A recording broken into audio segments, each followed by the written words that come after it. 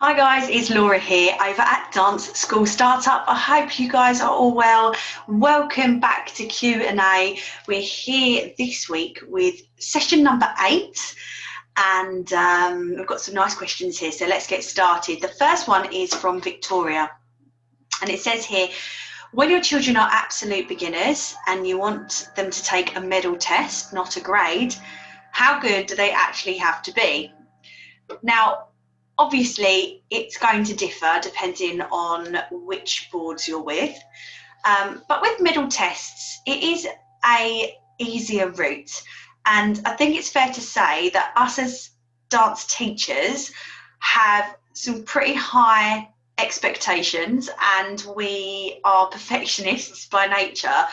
And we probably have got a bit too high of an opinion of what a child should look like when it comes to exams.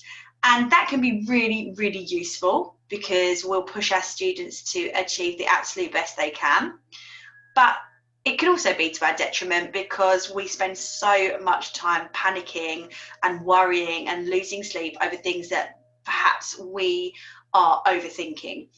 Now, with middle tests, I would say that my personal experience in middle tests would say that they are a lot easier than the grades and they are very much there for a more beginner student.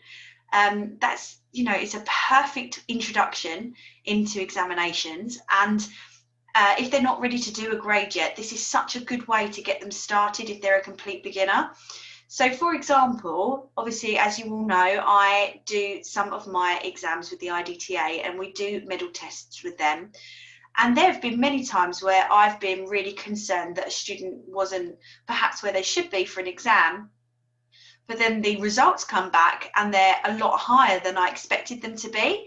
And I think it's because, again, it's because with a medal test, it's what needs to be presented is always going to be slightly less than in a grade, so there's less for them to have to show, and the marking seems to be a little bit more lenient, let's say. So I would say don't worry too much with your beginners, go for it with the middle test. I think it's a great way to start. Introduce them to examinations and how it all works, because obviously it's such a nerve-wracking time at the best of times. It gives them an opportunity to have a taster without the pressure being so full on, and give yourself a break because I promise you they'll do a lot better than you think they will. So I would say go for it and you will be pleasantly surprised. Okay, so the next question is from Lucy. It says, I started my school yesterday and had a full class. Congratulations, that's amazing. Best way on ensuring they return each week? Well, Lucy, first of all, that is such good news. I'm so pleased for you. You must be absolutely thrilled. And to anyone else that has returned or, of course, opened this week, congratulations. Such an exciting time. But with regard to ensuring that they return, obviously the main thing here is going to be the experience that you offer them.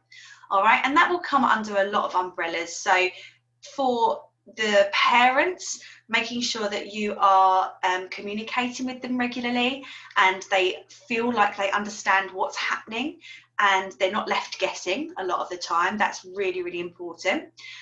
Making sure that the culture of the school that you're creating is inviting and warm and buzzing, and making sure they've got something to work towards. So whether it be a small performance or a watching week or a little presentation or an examination, anything like that, something for them to have as a goal to work towards is really, really good for retention.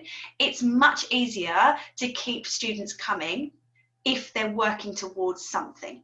So if you haven't got something planned, it doesn't have to be something huge, Lucy. It can be really, really small, but it just hooks them in and it gives them something to look forward to. So also from a parent's point of view, it will make them think you're not going to give up easily because there's this exciting event at the end of it.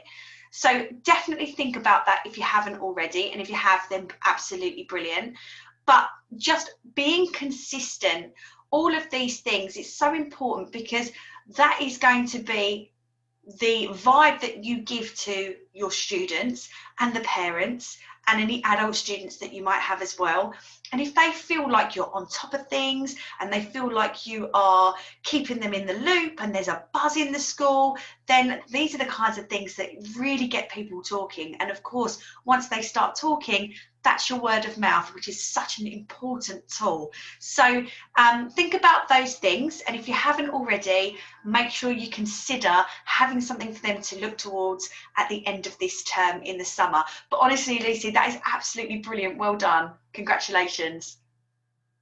So next up, we have two questions that are kind of linked in. So the first one is from Katie, and it says, finding your own premises, hints and tips, and all of the checklists we need to know, please. Our school is going nuts. That's absolutely brilliant, Katie. I'm so pleased for you. And Victoria's put, when looking into renting somewhere full time, how much should you be looking to pay monthly? So these two questions kind of relate to each other, but the first thing to say here, guys, is it's so difficult for anyone to answer things when it comes to money, because it depends on so many factors. It can depend obviously on area, it can depend on the size of the venue that you're looking for, whether your venue is first floor or ground floor or both, whether you're in a high street location, whether you're in an industrial unit. I mean, all of these factors play such an important part in what the monthly fees will be for that premises. And of course, you then have to factor in things like business rates. And it depends on how big your school is or the premises itself will be. But business rates, sometimes you can get rate relief for small businesses, and sometimes that's not applicable. So it's very difficult to tell you what you should be looking for roughly paying monthly, because there's just too vast an amount of different options. But what I will say to you is the best thing you can do is just go and have a meeting, a proper meeting with an agency that deals with commercial lettings, because they will have so much information for you, you know, and they're going to be keen to get you on board, because they're going to want to have you, you know, renting through them. So go and book yourself an appointment with any letting agent that deals with commercial property near you.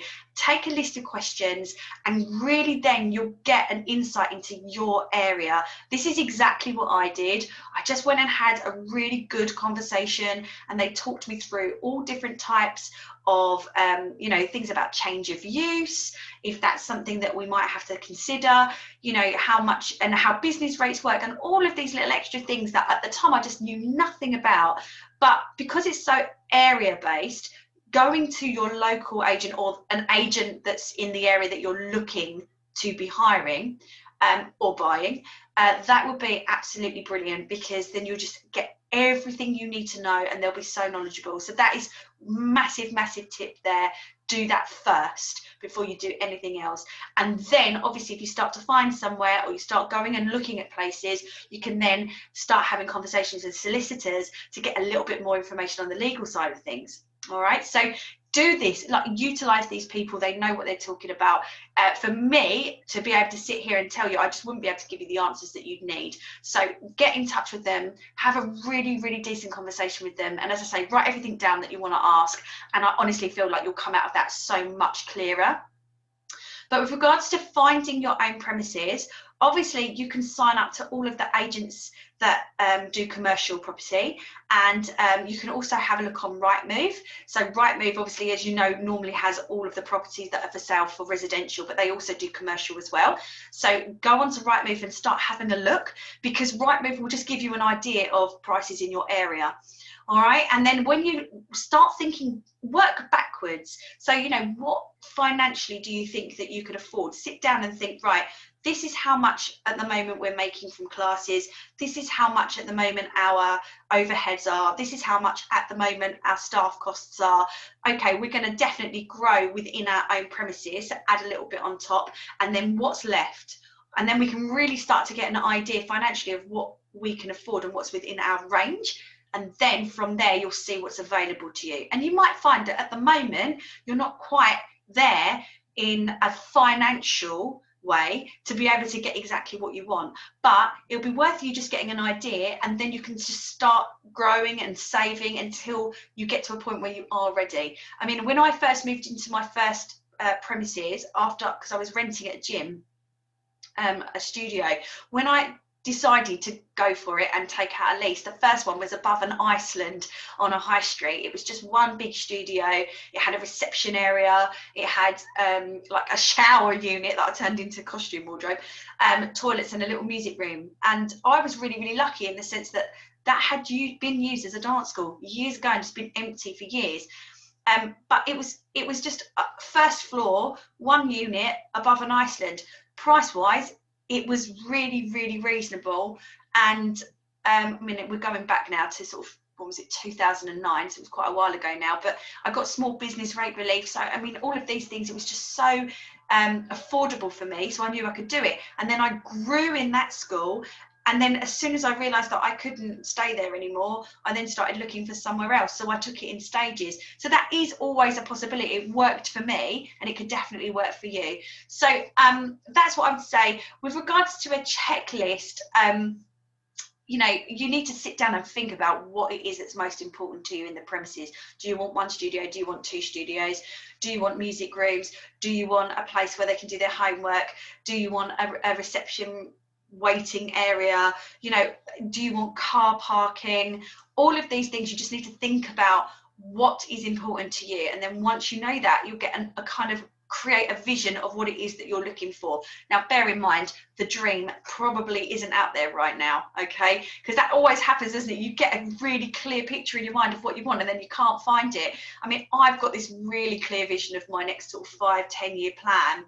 And I'm always having a little sneak look, and my husband does as well. He always had a little look online, what's out there, you know, what's coming up, but it just never seems to be what I need. So I am still where I am, and it's absolutely fine because I love where I am, but I'm not quite sure if it's our forever home yet. But again, you'll just get a feel for these things as you go along. So the more you start looking, the better. Just like treat it like when you're buying a residential property or renting a residential property.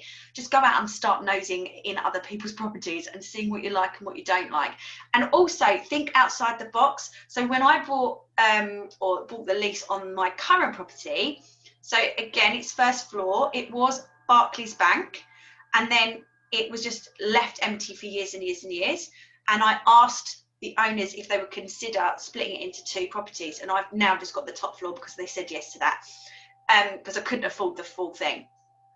And so it was a bank, that was the setup. So I mean, it's got a lift shaft. I mean, you can imagine, it just didn't look anything like what I wanted it to look like. So, you know, you have to really try and just completely clear your mind of any preconceptions when you're walking around and looking at these small office spaces and lowered ceilings. I mean, all of that came out. But, you know, when you go and see these properties, you have to kind of have that, right, what could this be? And I really recommend as well taking a builder with you, because I did that. I took a builder with me and said, right, what could I do with this place? And he was just brilliant, because I'm not very good at, for someone who's creative, I'm not very good at visualizing that kind of thing, but he just drew up little images for me, like you could have this studio out here, and then this wall could come out and this could go in there, and we'll turn this lift shaft into a cupboard and all this, that and the other. But that's what I needed. So there you go. I'm kind of rambling a bit there, but I hope that helps. There's lots of different things that you can be doing there, and to just, you know, get an idea at least of what's out there, and then you can start actually finding your dream property. Okay, next up we have a question from Natalie. It says, classes, I have them split by age groups. Is it best to keep them in ages, or is it better to split them into abilities? So Natalie, the ultimate answer to this question is there's no right or wrong answer, because every school will do it differently, and that's okay. At first, it's going to be down to how much room you've got in your timetable. When you get to a point where you've got a bit more room, or say you've got your own place to do it, then the world's your oyster, you can split it however you like. But at the moment, if you've got them split by age, that's absolutely fine, especially if they're younger. I mean, most people tend to do it by age. So for me, I do all of mine classes that aren't syllabus classes. So say, for example, you know, contemporary or kicks and turns, that sort of thing. Up until they're 12, it's all just done by ages. The only things that are streamed are obviously like your ballet and your tap, because they're examination classes. And we don't actually stream by ability those extra classes until they become seniors, age 13 plus. And then we do pre-intermediate, intermediate and advanced. We don't do beginner classes for seniors. We just don't have the space in our timetable, if I'm honest, because we've just got so much going on. So we do a pre-intermediate, an intermediate and advanced. So that works really, really well for us. But other schools would split that down even further. They might have a beginner, then a pre-intermediate, then an intermediate, then an advanced, and then an elite even, you know? So it really is dependent on how you want to run it. There really is no right or wrong. There's nothing wrong by splitting them by age groups, as long as the age groups aren't too wide. So I see sometimes people have 3 to 7 year olds or 3 to 8 year olds. It's just too much. Those 3-year-olds are not going to work with those 7-year-olds. I think that obviously seems obvious as we're saying it, but when you're creating your timetable and you're just trying to get as much in as possible, it's tempting sometimes for some people to have these vast age ranges. So if anyone's listening to this and that's you, do consider just more like 3 or 4, 3 to 5, that kind of age, and then 6 to 8, that kind of thing, or 7 to 9. You know, do it by 2 or 3 years. That works really, really well. But as soon as you start doing sort of 3 to blah, it just becomes quite difficult. You'll end up with either a load of the higher end age group, and it won't attract any younger ones. And if they do come, they'll just be intimidated. Or you'll get a load of younger ones, and you won't get the older ones because they don't want to be with the younger ones. And it just kind of causes that problem. So bear that in mind. Keep the age gap quite small, but age group or ability, it doesn't matter, it's up to you. And also you're going to differentiate within your classes anyway. So if you've got a child that's just started in the class with a child that's been coming for 4 years, you're going to differentiate. If you're doing, you know, turns across the floor, the one that's been there for years, she's going to be doing, you know, her single, double, even triple pirouettes. That person's just going to be learning the basics, learning the prep, learning the position, the placement. So you will differentiate, there you go.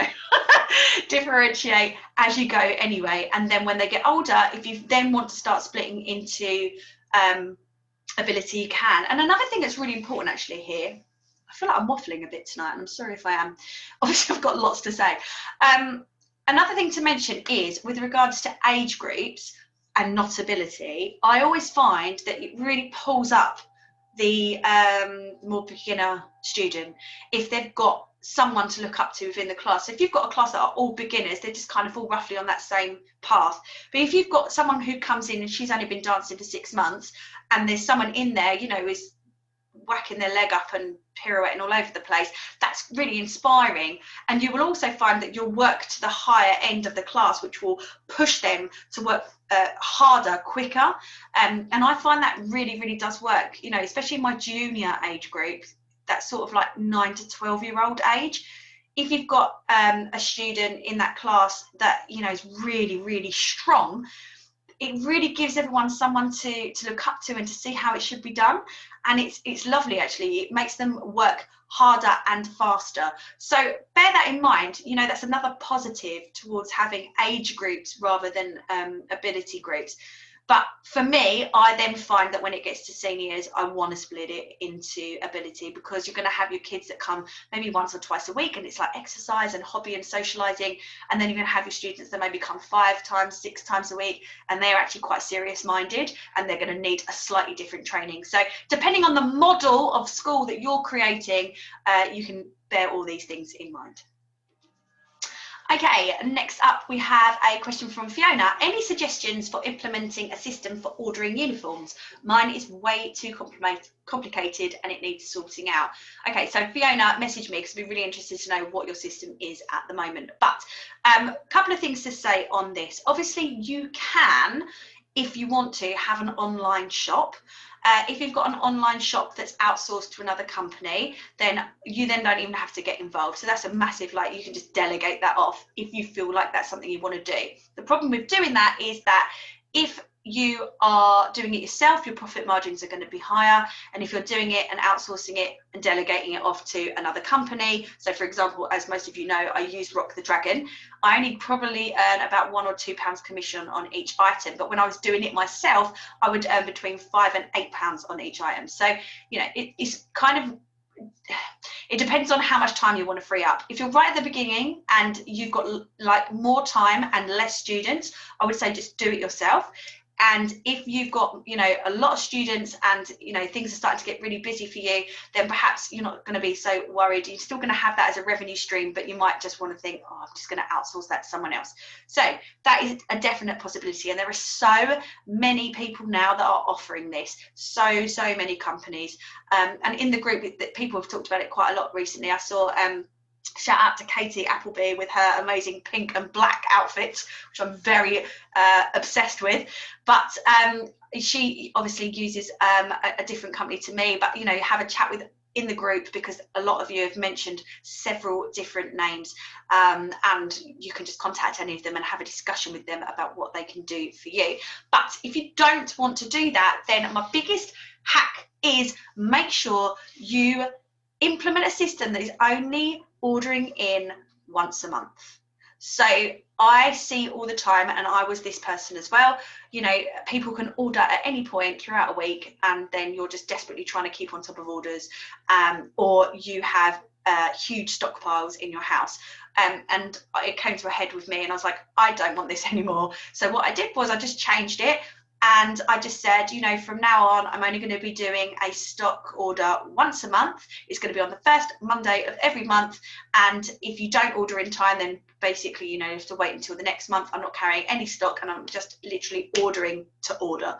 So then I didn't have to carry any stock around. I only had to do it once a month, so it didn't take up too much time. And that means I only had to drive to my suppliers once a month as well, which was brilliant. And then I just, you know, distribute it in class, and it was just a lot less work. So yeah, so have a think about that, Fiona. If you don't want to go down the outsourcing route and you still want to do it yourself, then consider cutting down to just literally doing one order a month, and you're going to benefit from that. You're going to end up with saving so much time, and it will just relax you, because you're not going to be doing it day in, day out, checking constantly to see if someone wants some more uniform, or having, you know, crazy stacks of hoodies in your garage. So yeah, consider that, and that should save you some time. Okay, our last question today is from Elaine, and she asks, what are the essential things to open? Now that I have a date, I'm thinking, gosh, have I done it all? So exciting that you've got a date now, Elaine. That is brilliant news. And one of the first things that I want to say to you here is that, you know, you're always going to have more things to do, and you've got to start somewhere. So don't think, oh my goodness, everything's got to be perfect before I open. It doesn't have to be perfect, it just needs to be good. All right, it just needs to be organized, and then you will improve on things as you go along. But everyone's got to start somewhere, so please don't worry that you haven't done everything, because as long as you've done most things, that will be enough. Okay, you know, you've got a venue now, you've obviously got some students that are signed up and ready to go. So what you need now is just to make sure that you've got a few systems in place. So, you know, you've got your recruitment system in place, you've got your invoicing, like you've decided how you're going to invoice them and how often. And also, you know, going to decide how you're going to keep track of that, and how you're going to be chasing them, and make sure you're clear on how often you're going to chase people for money, because I know from speaking to you before that that's something that you struggle with. And then your policies, you know, you've got to have just your basics. You need your health and safety, your risk assessment for your venue. What else have you got to have? Yours, I've written a note down here because I always forget. Safeguarding for children and adults if you teach adults. Your terms and conditions, your insurance, your DPS, you know, your criminal check, and your first aid. And as long as you've got all of that in place, which I know you've got most of that sorted, you're good to go. All right. And and PRS, PPL. I know that is such a oh God, it's such a hole. Everybody panics about them, because the music licenses, they're called now, I've spoken about it before, it is a bit of a black hole of information. No one really knows what they're doing. You call them, no one really knows what they're doing their end either. The ISCD, the IDTA, I presume the RAD are all fighting to just make sure that there's some sort of regularity amongst what people are being recommended. But unfortunately, it does seem to be a bit of an abyss of information. So call them, I say this to everybody, if you're worried about PRS, PPL, the music license, please call them, don't email them, don't try and work it out yourself. It's so confusing. Call them, explain exactly what you're doing. Make sure you tell them if you're doing any syllabus classes, because some syllabus music is copyright free, so you won't have to pay for that. You know, tell them what you're doing and they'll work it out for you. And if it doesn't sound right, challenge them. But ultimately, as long as you've got those things in place and you've got your registers and you've got your COVID safety procedures in place, obviously that's a very now specific thing to say, then you know you're good to go, and you've just got to do it. You just got to get out there and do it, and don't lose sleep over it, because you know and if you get something wrong, it's okay, because we're gonna all get something wrong all the time, and when we're learning we have to get things wrong, otherwise how do we grow? All right, so don't worry about making mistakes. You're not going to do anything so unbelievably wrong that it's going to cause a real tragedy, so don't worry, just enjoy this process, get your basics in line, and then once you've done that, then you can start you know, growing things, making sure your systems are you know, working as productively as possible. And these, you know, these are all the things that I talk about all the time, but it's just so important that you do it, because if you know what it is you're trying to create, then you can really start putting those plans into place.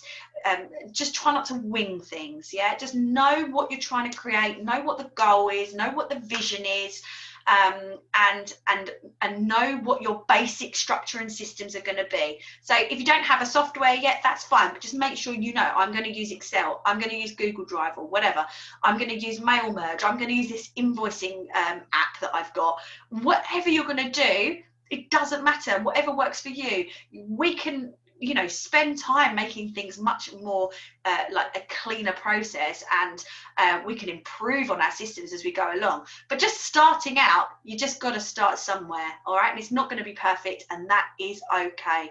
So just enjoy your opening. It's going to be absolutely awesome. And obviously, if you need any help, we're all here in the group.